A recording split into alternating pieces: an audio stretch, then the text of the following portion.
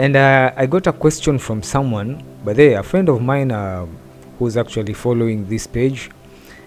Aliuliza swali bedhe, aliambia bro, like nilisikiza your episode but there is something sikuelewa. Nikamuliza nini, maybe you can ask. Aliambia like, you're saying that most of the things that we are doing, like the struggles and nini we are doing is because of the way we were raised, or just because of our parents and blah blah blah.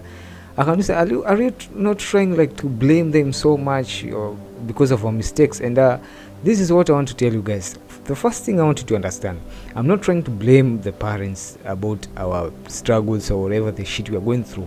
What I'm trying to actually bring to you here, I'm trying to uncover something that we both never understood before. Because currently we are in a new era, and in this era we actually have a lot of information, have a lot of access of information. So ukiangalia the brain actually records the things we go through in life in our daily basis. It records the data and it saves the data for future purposes. So every single time you're living with your parent or your guardians or anyone who is raising you, whatever you go through with these people are recorded, and after being recorded they actually get played back. So the main thing here is that I'm not trying to blame them, but it matters a lot on how they raise their kids. It matters a lot, because if you traumatized your kid, that thing will stay with that kid forever.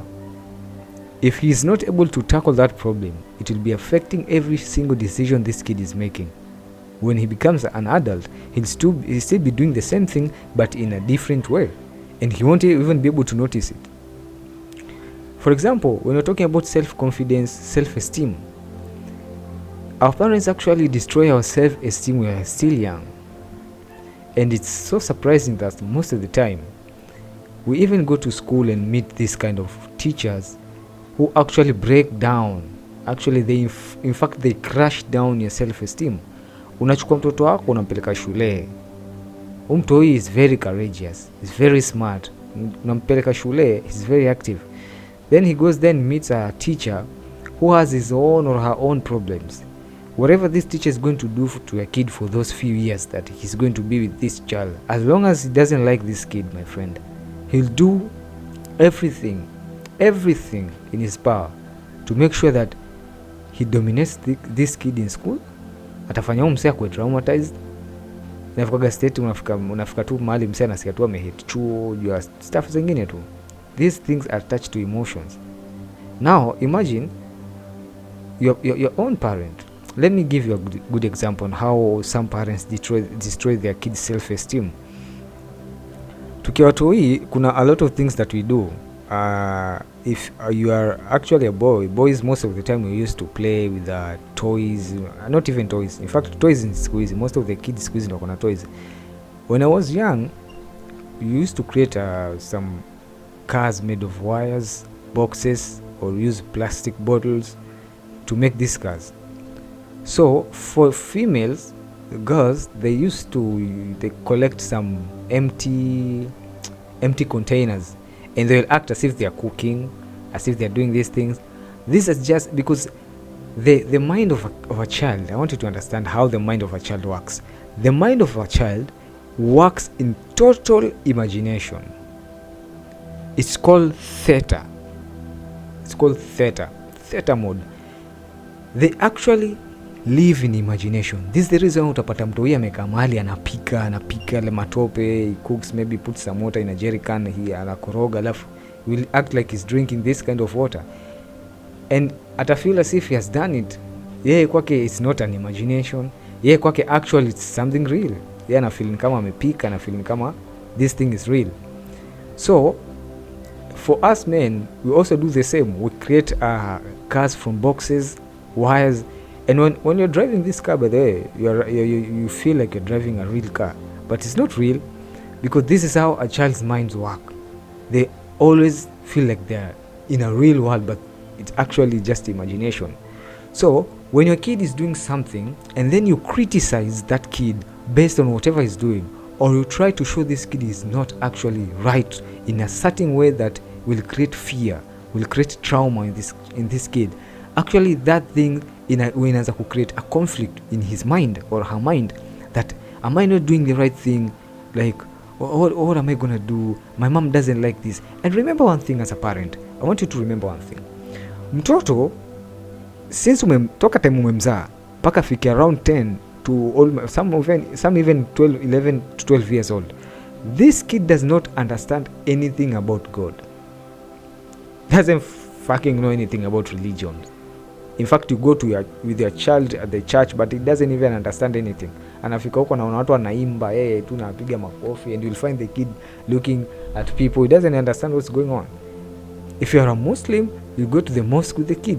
Watu wanaswali huko, wanasujudu huko, mtoto amesimama anaangalia, what is happening? He doesn't understand anything. But the moment huo mzazi ameamka kwa hiyo kiti yenye amekaa, atoke nje, hata asemagi twende, no, the kid follows. Pale mzazi anaenda ndo mtoto anaenda. The kid only knows about his parent. The kid doesn't understand anything beyond that, only his parent.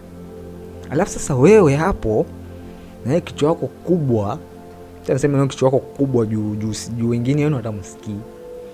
Hapo na kichwa chako kubwa, you have a kid who's actually 100% believing in you, and you have the responsibility to make this kid become a very successful one.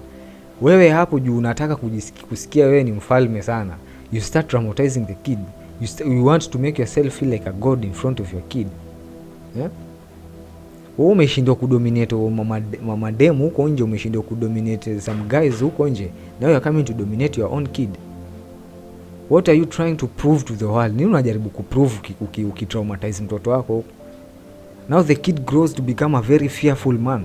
Can you imagine unapatana na mtu huku nje ako na ndevu zake, he can't even say a word in front of another guy. Unapata jamaa huku nje amekalishwa chini na wana wa mama, ama amekalishwa chini na dem, anapatiwa lecture as a man. Unashangaa huyu msee ni shida yake nini? Tunaonaga ma videos zikiposti huko social media, unapata jamaa amekaa chini anagombanishwa na dem. Jamaa amekaa chini, is being treated badly by his wife, and he can't say anything. Because it's not that because this nigga is not strong. This nigga is actually strong. Anaweza kitaka, anaweza amka kashambulia hapo watu na kamaliza within a minute. But the problem is that huyu msee akona history, akona some flashbacks ziko hapa. So whenever this woman starts shouting, you know, boom, he remembers his mom. Whatever his mom was doing, venye mamake alikuwa anapiga kelele, the way his mom made him become a fearful nigga. And then ana cool down. Now he lets the wife do everything. He lets the wife yell. Bibi yake atafanya hivyo. Wengine hata unasikia unapata jamaa anakaa chini anapiga kibao na bibi yake. Sababu he can't say anything. This is how he's been raised, to shut up and listen to whatever the fuck this woman is saying. That's how his mother raised him. And then you find some women out here, they actually, in fact, this relationship shit, our relationship are not working because we are actually adapting things from our parents. Our relationships are not working because we have adapted habits from our parents. Unapata dema kwa huku unje, you found a good man, responsible man who wants to take care of you, but you don't want to listen to this nigga because the same program you copied from your parents. You saw your mom yelling at your father, you saw your mom fighting with your father, and this is the same thing you want to do unconsciously, but this unconsciously. Alafu sasa imagine you have been raised this way, alafu umekuwa backed up by social media and your friends. Usikubali mwanaume akwambie kitu nini. You are starting doing the same thing you saw your mother doing to your dad. Yeah? And then if you are a nigga uko nje, you can't be able to make some critical decision. Critical thinking is what has been destroyed inside, you know. But now, most of the time, we don't even realize we are doing whatever. It's just the flashback. It's just like a same song is playing in our mind. The same songs. Because the mind has got two parts, by the way. Two parts. They have the conscious mind and the subconscious mind. The conscious mind is the daily mind that we use with critical thinking when we're doing some mahesabu, you know, hesabu ndogo ndogo na nini. You need to go sijui wapi, fanya hii, chukua hii, nunua hii, uza hii. We use the conscious mind. But now the subconscious mind is now the deepest level of your brain. And that deepest levels in your brain, the only thing that exists there are programs.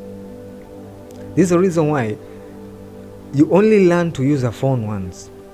For example, right now, hakuna mtu anaweza kufunza kufungua account ya Facebook. You know how to do it because that program is already in the subconscious.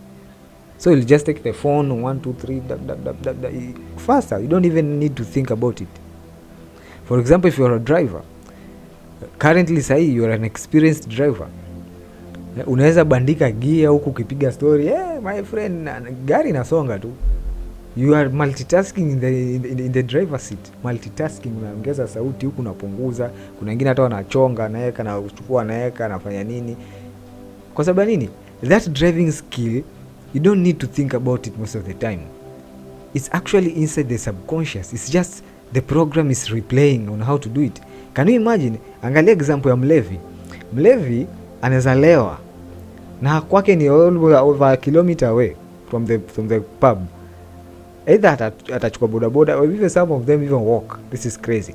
Atatembea all the way from the pub to his home na hatakosea njia. Na most of them hatapoteza funguo. The reason why msee anajua njia na kuna amelewa mbaya sana is because he's not the one who's walking. He's not the one who's walking. He's not the one who's leading his own way. It's the subconscious mind. Ile barabara ameitembea sana. So that program is there. It knows directly after some few meters itakata left. It's there. So this nigga doesn't need to think where am I going because he's already drunk. The subconscious mind takes over. The autopilot takes over and leads the way. Huyu jamaa anafika kwake analala. So the same happens with our kids. So if you are traumatizing your children out here, unamcreate my emotions zingine zenye hazifai, this person will be playing the same tunes every single time. Akijam kidogo, boom, analipuka. He can't control his emotion because you are the one who did not control the emotion, the first person. Imagine your kid does not believe in anything. If say ukichukua mtoto wa 5 years muulize, what do you know about life? He doesn't know anything. He only knows, I love my mama, I love my dad, I love my parents. This is the only thing they know.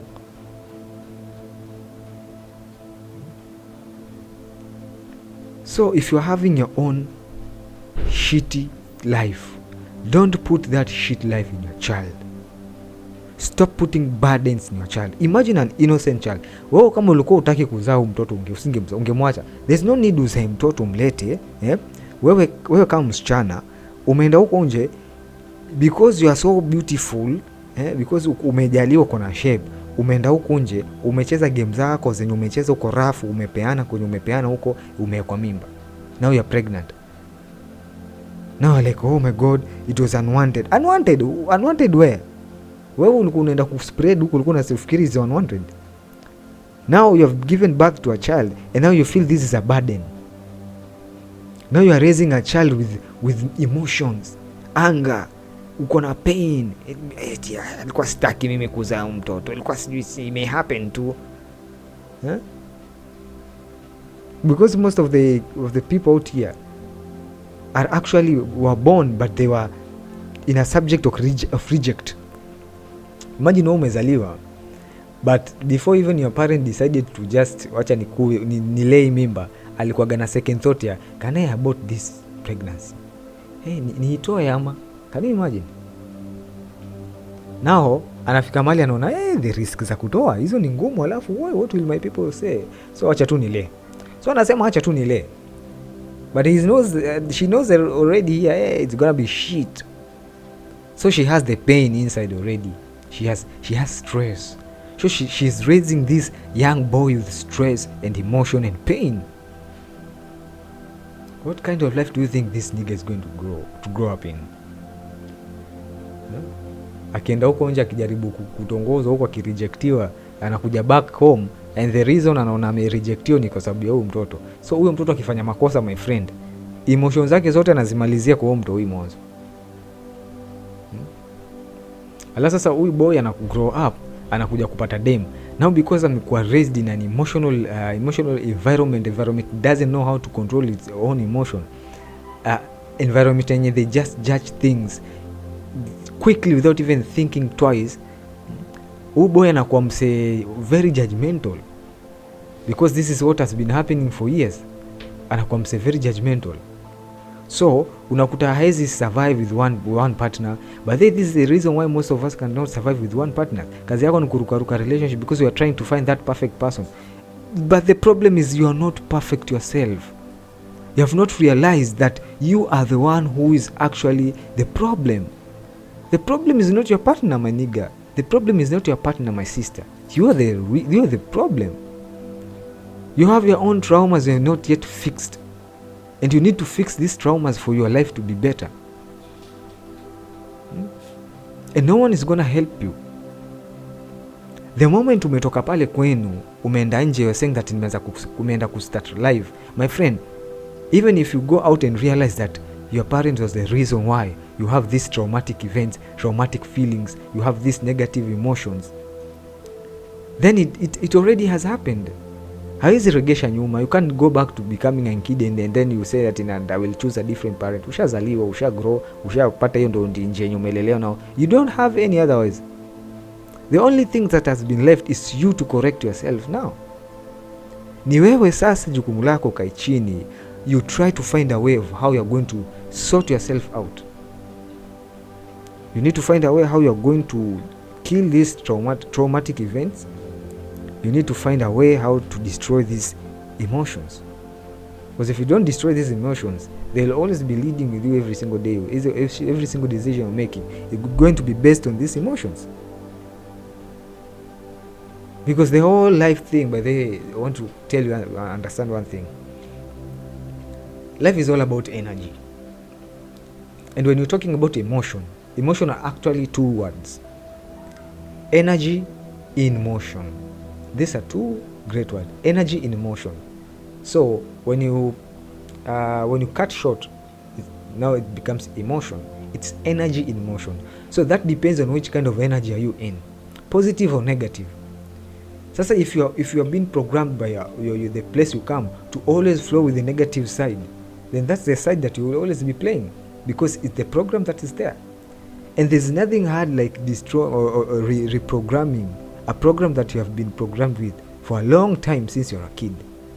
It's not an easy job. And sasa ebu angalia sahi, which kind of parents do we expecting? Watu wameja huku social media platforms doing bullshit, maniga. People are posting things they don't even care whether their children will come to watch. They don't care. Because what? Most of these parents don't even fucking care about their kid. They care about themselves. They care about themselves. Mzazi analea mtoto wa kiume, but the reason he's raising this kid is not because for the kid to grow up and help himself. It's because for the kid to grow up so that he can come and help him back or help her back. Wewe as a parent, umeka huku chini, you had your own time to create your better life. You had your time to choose which kind of life you want. But instead you created your own life the way you are living right now. You joked around. Now it's time for your kid to create his own life. You can't be able to, the kid cannot be able to do so because you are there. You want to feed on your kid's income. Imagine jamaa amemaliza tu shule, amebahatika somewhere, he's got a job, maybe he's being paid around 15k. Ameanza tu, hata 15k ni nyingi, hapo hata nimeenda sana. Most of the jobs, in fact I remember when I was starting working, I was being paid 8,000. Most of the people actually ni production companies, kama umeshafanya kazi ya general laborer actually. Now imagine this kid, ido ako nayo, he has to think of how to make sure that he sends something home. See, if you back send something home, it's not bad, it's good. But if you don't have money, girl, you don't have, because now this money, you want this money to create another life for you. Maybe kuna certificates you want to find there. There are some things that you want to do with this money. Now you have to think of how to utilize the money. Make sure that your kids, not even your kids, make sure that your parent is having something. At the same time, wewe bado unajimanage hiyo pesa, na pengine hata ni vipungulu hivyo vindururu, because your parent raised you, because the only thing that your parents has done, alikaa chini akafikiria, oh, life is so hard, so what am I gonna do? Oh, now this kid is going to help me now. Yes, so kazi yake ni akae home, you go work, bring money to your parent. I think that's not right, and I know some people hawatakubaliana na mimi, but think twice, my niggas. The reason of this show, sijasema ati hii show iko hapa kuconclude eti hivi ndio vitu viko, no. Actually this show is here to create to bring possibilities. So when we think about something that this might be the reason why things are going this way, sijamaanisha that's the way. You have your own choice, but according to the way I see things, most of the parents are doing this. Unalea mtu hii ndio akwe mkubwa kuja kusaidia, because wewe you failed to help yourself. Now wewe ulishindwa kujengea nyumba, you want your kid to kujengea nyumba. It's okay if the kid has money, is okay, but before the kid akuje kuwe na do, what have you done?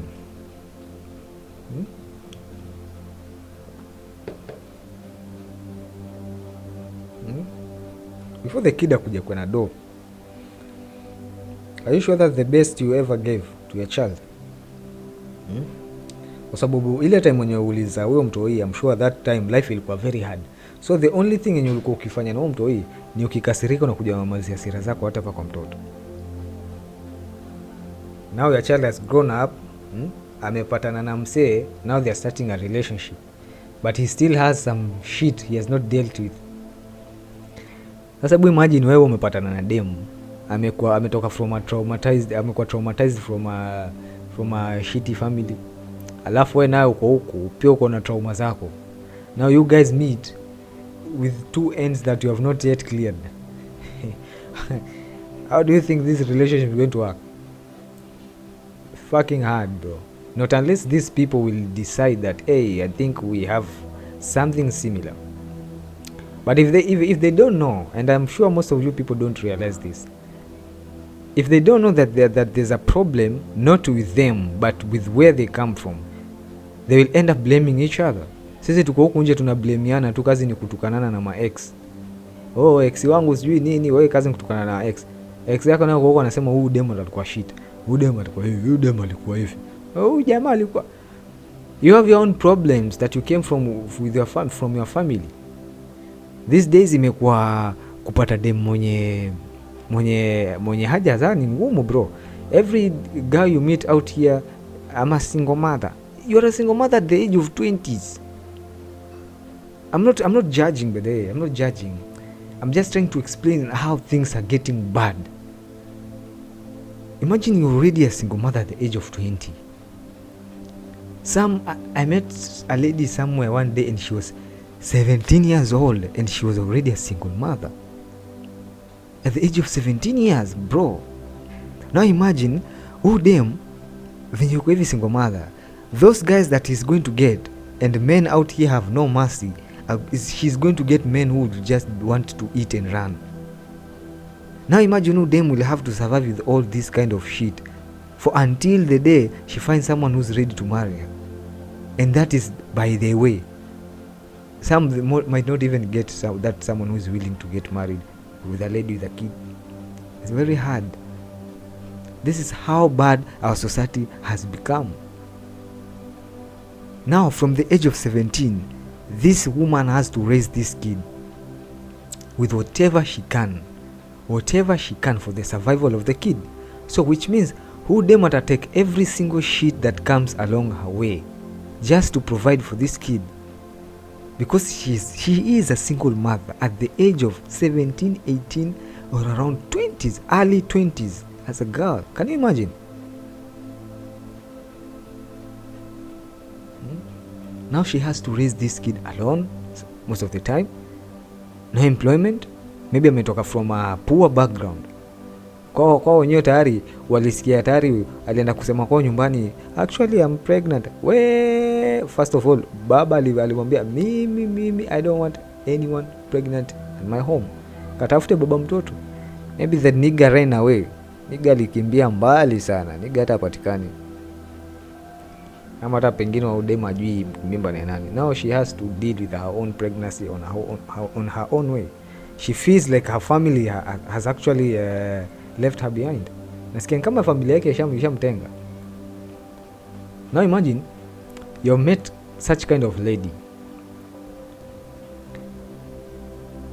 Amekuwa na trauma ya utotoni. Already she has a trauma from when she was a kid. Now grow up, amefika huko 18 years, now she's an adult, and then someone else comes and boom, kampiga ball, akaingia missing.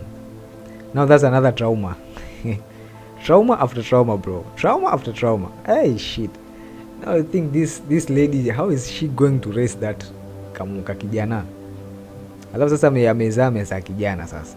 Now that boy she has to make sure that this boy doesn't go anywhere, because so far as far as she knows, that kid is the only person she's left with in her life who can actually listen to her. So she has to make sure that Toi does not think about anything. This kid should only be thinking about me, so that any day nikiwa na shida, this is the only person who can support me, because first my parents are 50-50, my brothers and sisters wako na life zao now, and this men napatana nao huku nje wanani treat kama shit because I have a kid. So this kid, I will have to make sure I pour some love to this kid, make sure this kid knows that I'm the right, I'm the left, I'm the top, I'm the bottom of this world. But now the problem is she already has some emotion, so she'll be raising this kid unconsciously knowing with emotion. So huyu boy anakuja kugrow na kuja kuwa kile wale boy nigga, lakini very emotional nigga. Very fearful nigga out here. And we meet them here, by the way, every day. We meet them. So it's crazy that sometimes when we talk about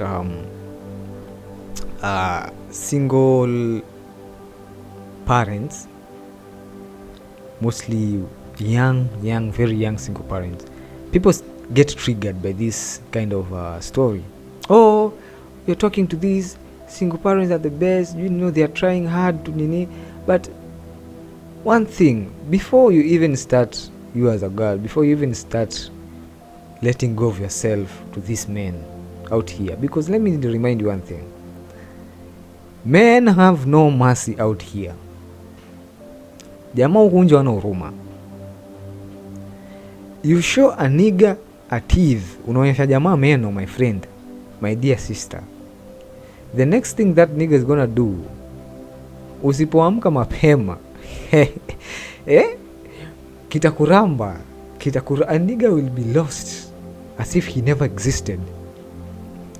It's how it's being played here. Na naambia kila siku, and I'm going to repeat, the world outside here is like a chess game. Don't wait to be hit by a checkmate. Ngoja kupigwa checkmate hapo. I'm not asking you to be so protective, but I'm asking you to at least strategize your things. Calm down, achana hizi pressure huku nje. Deal first with your own traumas. Malizana mwanzo na stress zenye uko nazo za tokototoni za family. Once ukishamalizana nazo stress, then you can come and start deciding whether you are going to start dating or doing this. Even this goes for boys. Yeah? Because umelelewa na ka emotional variant. Sasa umekuja umegrow, umekuwa mwanaume, umepata ka job. Now you can't even survive alone. Unaona like you are feeling lonely. Unajua sijui unajisikiaje. You only have to live with you start looking for a woman who's going, you know, you haven't even experienced anything yet. At the age of 21, 22, 23, ati msea umekaa umesettle wapi bro? Siko baya, siko baya, lakini life has changed. Kitambo ilikuwa it's okay. Kitambo when we used to live in farms, it was okay, food was there in the farm. But currently right now we are in a different economy. Right now it's all about currency, money. And for you to make money, you need to work on something. And for you to work on something, you need time to do that thing. And for you to do that thing, you need to learn something. This is how it works. So we time unaka hapo ukiwezi tukikimbizana na mademu huku nje na nini, time ungekuwa you sit down, dealt with your own emotional traumas, you're dealing with your own PTSD, trying to learn something. And currently it's so surprising that there are men out here, age mates, tuko huku nje bazee. We're only shouting to the government, telling the government to help us. Oh, how is government going to help you? Do you know how many million people out here crying to the government? If the government decides it's going to help people personally, each and every one of us, hata itafika 2 milioni 10, itakuwa ishaboeka, ishachoka. The moment ushafika 18 uko na ID, my friend, you should know this. It's all in your hands, not in the government's hands, not in your parents' hands. No one will come to save you. Sijui kama kuna watu wanafikiria kuna save atakuja kwa save. No one is coming to save, my friend. It's you. So even this PTSD shit, mimi nishajaribu kukwambia, if you are finding yourself having some emotional defects, your emotional intelligence is low, this is because wherever you came, you are not taught how to deal with emotion. You are raised with people with low emotional intelligence, and this is why pia wewe uko hivyo. So you can correct yourself. Let's correct ourselves first so that we can deal with other things first. Don't rush to start relationships and you have not dealt with your own self, because this relationship haita work, my nigga. Sit down, deal with your own shit. Find ways of how to deal with this PTSD first. When you find that way, then you can decide whether I'm going to start a relationship or not. But utakuwa at least uko mbele. So I think we'll continue with our episode tomorrow. And by the way, I want to be posting every single day. I'm going to be posting every single day some videos. Ikiwezekana every day, because sometimes pia we have some works to do. Unajua lazima tutafute pia pesa, bro. Not only making noise huko kwa social media. We should also find some money, bro. So, but there's a book I'm reading so far about PTSD, and I will recommend it to you once nimei survey kidogo. I'm not a professor, I'm just a nigga like you. Mimi ni kijana kama wewe. I'm just trying to find ways of why are we doing all this shit despite being young, being a generation whereby we are the smartest people. Why are we doing this kind of shit? In fact, this smartness yetu inakaa kama one of the fullest generation. So there's something wrong, and that wrong thing comes from where we grew up. So hiyo ndio kitu yenye tunaongelea, and then we'll start to look at other things later. But first, let's try and stabilize our emotions. At least we should learn some emotional intelligence, how to deal with our emotions. Sio kurupuka huku. Watu wengine ukimwambia kitu jamaa alipuka. My friend, deal with the emotion first. Deal with the emotions. Because if today tukiambia tuweko kwa battlefield, tuambie tupatiwe swords and whatever, swords and what axes, the tools that people used to fight thousands of years ago, and tuambie tuweke huko tupigane, my friend, I think alafu tupate watu wenye wako na emotional intelligence kwa high, we can't be able to defeat them, because emotional intelligence leads to a lot of success. So far we are good, and I'll see you in the next episode. So God bless you, my people. Stay safe.